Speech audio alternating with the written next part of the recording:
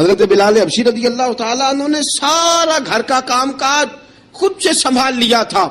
ایک دن غائب ہو گئے حضرت بلال اذان دے کے, فجر کی اذان دے کے. ایک دن فجر کی اذان دے کے غائب نہیں ہونا چاہیے.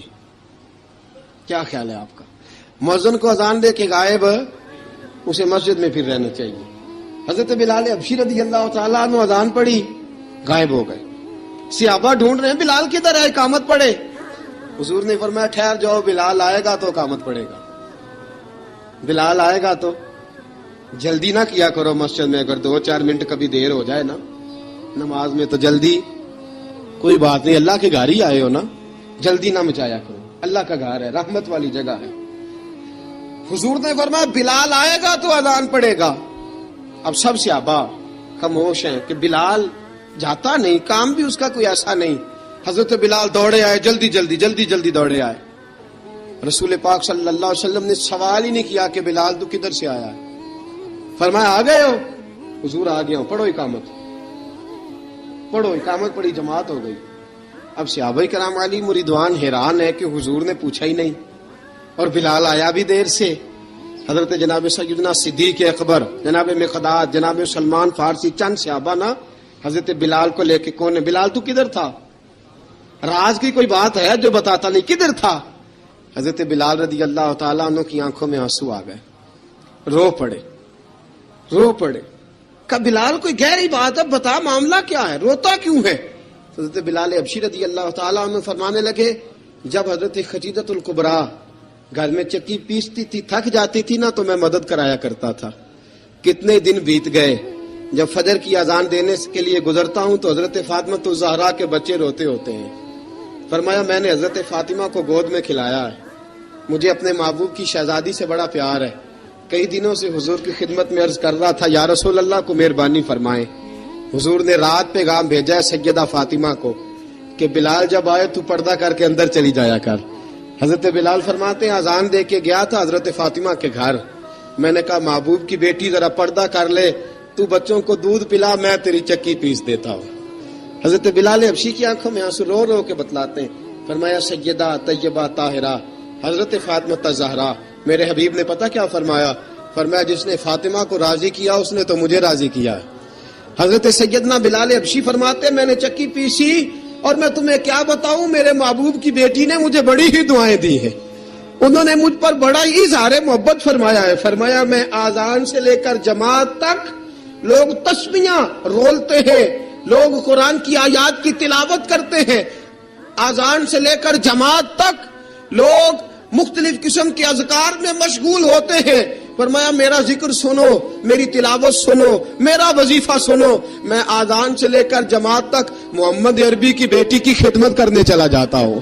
رسول پاک صلی اللہ علیہ وسلم کی شہزادی کی چکی پیس کے آیا. حضرت بلال نے اس انداز میں, بدر کی جنگ لگ گئی, بدر کا مارکا, حضرت بلال کے ہاتھ میں تلوار ہے. کہا میں لڑوں گا, پورا جہاد کروں گا. امیہ بن خلف جو بڑا مارا کرتا تھا نا, وہ دوڑ رہا تھا اپنے بیٹے کو لے کے. آگے کچھ صحابہ کھڑے تھے, وہ قریب سے گزرنے لگا. حضرت بلال نے فرمایا ذرا پکڑنا امیہ کو, یہ مجھے مارا کرتا تھا, ذرا پکڑنا, نہ جانے نہ دینا. امیہ کو صحابہ نے روکا. حضرت عبد الرحمن ابن عوف نے پکڑ کے ایک زور سے گھونسا مارا, ادھر جا کے گرا. حضرت بلال تلوار لے کے کھڑے ہیں امیہ کے سر پہ. کہا امیہ میں تجھے نہیں کہا کرتا تھا اللہ میرے مصطفیٰ کو بڑی عزتیں عطا فرمائے گا؟ میں تجھے نہیں کہا کرتا تھا کہ خدا ہمیں غلبہ دے گا؟ هو الذی ارسل رسولہ بالہدی ودین الحق لیظہرہ علی الدین کلہ. میں نہ کہا کرتا تھا کہ اللہ اس دین کو ہر دین پہ غلبہ دے گا. فرمایا دیکھ اللہ نے ہمیں عزت دے دی, دیکھ تو ذلیل کر دیا گیا. حضرت بلال نے مارا, گردن اڑا دی. حضرت ابوبکر صدیق پیچھے دیکھ رہے تھے, دوڑے ہوئے آئے. کہا بلال مبارک ہو, بلال مبارک ہو, آج تو تیرے سارے بدلے پورے ہو گئے. حضرت بلال نے سجدہ شکر ادا کیا. میرے دوستو بڑی باتیں ہیں جناب بلال کی کرنے والی. یہ وقت ساتھ نہیں نہ دیتا کسی کا, یہ رک جاتا ہے, یہ کہتا ہے کہ بس اب رک جاؤ, وقت ہو گیا آگے گزرنے کا. حضرت بلال حبشی رضی اللہ تعالیٰ عنہ رسول پاک کا وصال ہوا نا, حضرت بلال نے منہ سے لفظ ہی کوئی نہیں ادا کیا. کسی نے اپنا دکھڑا کسی انداز میں سنا لیا. حضرت عمر نے کہا, جس نے کہا حضور وصال کر کے گردن اڑا دوں گا. حضرت عثمان غنی نے کہا خبردار کوئی مجھے آ کے نہ بتائے کہ مصطفیٰ وصال کر گئے. حضرت علی المرتضیٰ رضی اللہ تعالیٰ عنہ نے فرمایا نہ بھائی میرے مصطفیٰ پر تو موت آتی ہی نہیں، جس طرح آپ لوگوں پہ سب لوگوں نے اپنے اپنے اظہار کر لیے نا، بلال نے کسی کو دکھ بتایا ہی نہیں. ایک کونے میں بیٹھ کے نا حضرت بلال اکیلے آنسو بہاتے رہے، کسی کو بتایا ہی نہیں، اکیلے روئے. ایک شخص کہنے لگا یار بلال بولتا نہیں، کہا نہ بلاؤ اسے. عصر کی نماز کا وقت ہوا نا تو وہ بلال جو کعبے کی چھت پہ بغیر سیڑھیوں کے چڑھ گیا تھا، وہ بلال جو کعبے کی چھت پہ بغیر کسی سہارے کے چڑھ گیا تھا، اس بلال کو کہا کہ بلال چڑھ ذرا آذان پڑھ مسجد کی چھت پہ چڑھ جا. حضرت بلال کئی بار چڑھے اور کئی بار گرے، کئی بار چڑھے اور کئی بار گرے. حضرت بلال حبشی رضی اللہ تعالیٰ نے آواز دی، کہا سلمان میری مدد کرنا، میری مدد کرنا، اب مجھ سے چڑھا نہیں جاتا، اب مجھ سے جایا نہیں جاتا. جناب سلمان فارسی نے بھی سوال نہیں پوچھا کہ بلال تو بیمار ہے، یہ نہیں پوچھا. حضرت بلال کو 2-4 صحابہ نے اٹھایا، چھت پہ پہنچایا. بلال نے اذان شروع کی. جب کہا نا اللہ اکبر اللہ اکبر، وہ آواز جس میں بڑا سوز ہوتا تھا، بڑی درد، بڑی بلندی ہوتی تھی، بڑا جوش خروش ہوتا تھا، آج وہ آواز دب گئی. جب بلال نے کہا نا اشہد ان لا الہ الا اللہ، حضرت بلال رضی اللہ تعالیٰ عنہ نے تھوڑی دیر روک کے سانس لیا. جب کہا نا اشہد ان محمد الرسول اللہ، جو سارے چپ کھڑے تھے نا ان میں سے ایک بابا رو پڑا جس کا نام ابو بکر صدیق تھا. جب حضرت ابو بکر صدیق کی آنکھ میں آنسو آیا تو حضرت بلال چھت کے اوپر زمین پہ گرے، زمین پہ گرے اور کہا ابو بکر یہ ڈیوٹی کسی اور کی لگا دے، یہ ڈیوٹی کسی اور کی لگا دے، اب میری روح اجازت نہیں دیتی، مصطفیٰ کریم کے بعد مجھے اذان نہیں پڑی جائے گی. آپ نے واقعہ سن رکھا ہے کہ ایک بار صحابہ نے بلایا، دوبارہ آئے، حضور خواب میں ملے، کہا بلال تو آتا کیوں نہیں؟ بلال چھوڑ کے چلے گئے تھے. فرمایا اب میرا یہاں دل نہیں لگتا. ملک شام کے شہر حلب میں چلے گئے تھے، چھوڑ دیا تھا مدینہ منورہ، اب میری نگاہوں میں جچتا نہیں کوئی، جیسے میرے محبوب ہیں ایسا نہیں کوئی. حضور خواب میں ملے، آئے مدینے. حضرت بلال آخری بار، لوگوں نے کہا اذان پڑھو، کہا مجھے وہ اذان بھول ہی گئی ہے جو مجھے مصطفیٰ کریم کے زمانے میں پڑھا کرتا تھا، مجھ سے نہیں پڑھی جاتی، نہ مجھے کہو، میں کیسے پڑھوں؟ امام حسن اور حسین نے آ کے دامن تھاما نا تو کہا بیٹا میں تمہاری نانی کا بھی نوکر رہا ہوں، میں تمہاری ماں کی چکی بھی پیستا رہا ہوں، مجھ سے کوئی فرمائش نہ کر ڈالنا، میں نے نوکری کی ہے اور مجھے اگر اللہ نے توفیق دی تو میں تمہارے بچوں کے پیر بھی دھویا کروں گا. لیکن امام حسن رضی اللہ تعالیٰ عنہ نے فرمایا بلال ایک بار تو اذان سنانی پڑے گی. سنائی بلال نے اذان. کوئی گھر مدینے میں ایسا نہیں تھا جہاں سے رونے کی آواز نہ آئی ہو.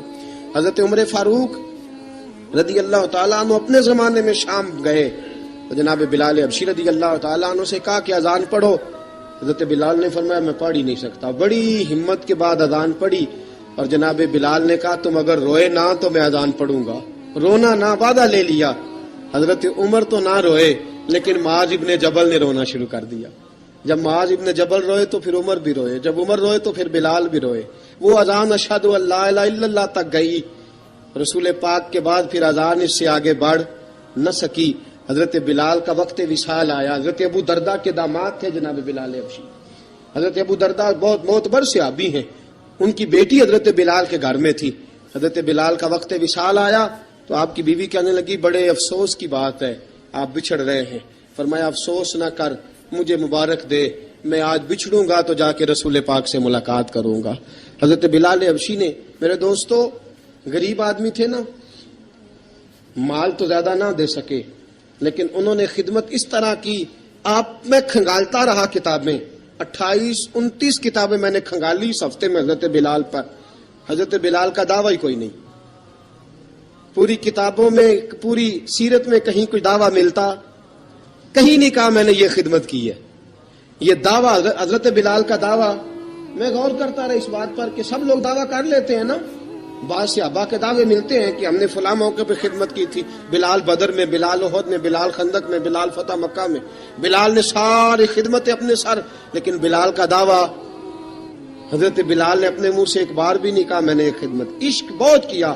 غریبوں جان نہ چھڑایا کرو، یہ کہہ کے جان نہ چھڑایا کرو کہ ہم کیا کر سکتے ہیں، ہم کدھر جائیں، ہم آگے بڑھو، عملی طور پہ اپنا آپ پیش کرو، رسول پاک کے عشق میں رنگ جاؤ.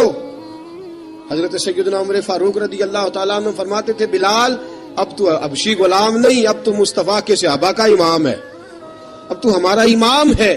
جناب بلال حبشی رضی اللہ تعالیٰ عنہ کی زندگی بتلاتی ہے کہ غریب اگر آئے اور اپنے آپ کو رنگے رسول پاک کے رنگ میں تو وہ اتنی خدمت کر سکتا ہے، اتنی خدمت کر سکتا ہے کہ کوئی تاریخ بھی حضرت بلال کو چھوڑ کے مکمل ہو سکتی نہیں.